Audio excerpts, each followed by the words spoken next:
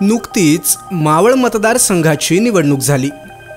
5 घटक पक्ष एकत्र येत आप्पा बारणे यांच्यासाठी प्रचार करत पुन्हा हॅट्रिक असं म्हणत घोषणा देत होते।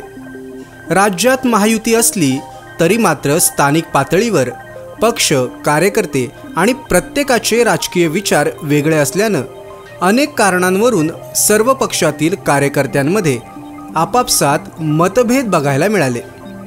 कर्जत खालापूर मतदारसंघात सुधाकर घारे यांच्या नेतृत्वाखाली राष्ट्रवादी काँग्रेसने प्रामाणिकपणे काम केलं असं कबुली दिली, पण तरीसुद्धा प्रचारांमध्ये समाविष्ट न करून घेतल्याची खंत कार्यकर्त्यांनी सुधाकर घारे यांच्यासमोर मांडली। सुधाकर घारे यांनी सर्वसाधारण सभा घेत राष्ट्रवादीच्या पदाधिकारी आणि कार्यकर्त्यांशी संवाद साधत समजूत काढली आणि विधानसभेच्या रिंगणात उतरण्यासाठी सज्ज असल्याची गर्जना सुद्धा केली। लोकसभेनंतर आता विधानसभेचे जोरदार वारे वाहत असल्याने सुधाकर घारे यांनी विधानसभेचं रणशिंग फुंकून राजकीय चर्चांना वाट मोकळी करून दिल्याचं चित्र आहे। दरम्यान झालेल्या सर्वसाधारण सभेत सुधाकर घारे म्हणाले, नुकत्याच लोकसभा निवडणुका झाल्या।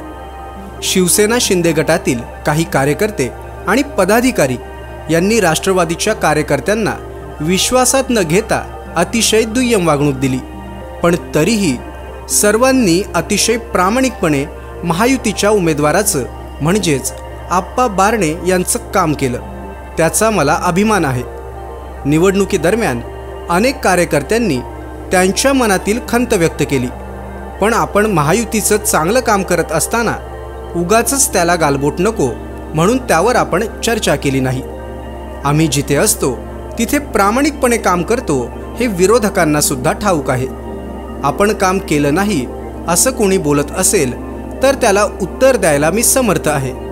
आता इथून पुढे राष्ट्रवादी मोठी राजकीय मजल मारेल अशी मला खात्री आहे आणि त्यासाठीच एक बूथ 25 यूथ आपण बनवणार आहोत। लोकसभा निवडणुकीनंतर निकालाच्या आधीच सुधाकर घारे यांनी कार्यकर्त्यांशी संवाद साधत विधानसभेसाठी रेडी असल्याची हिंट दिल्यामुळे शिवसेना विरुद्ध राष्ट्रवादी हा वाद पुन्हा पेटण्याची चिन्ह दिसत आहेत। सुधाकर घारे यांनी सभेमधून मास्टर स्ट्रोक खेळल्यानं त्यांच्या पुढील राजकीय यॉर्करनं विरोधकांची राजकीय विकेट पडते की विरोधक त्याला डिफेंड करत सिक्सर मारतात हे बघणं मजेशीर असणार आहे।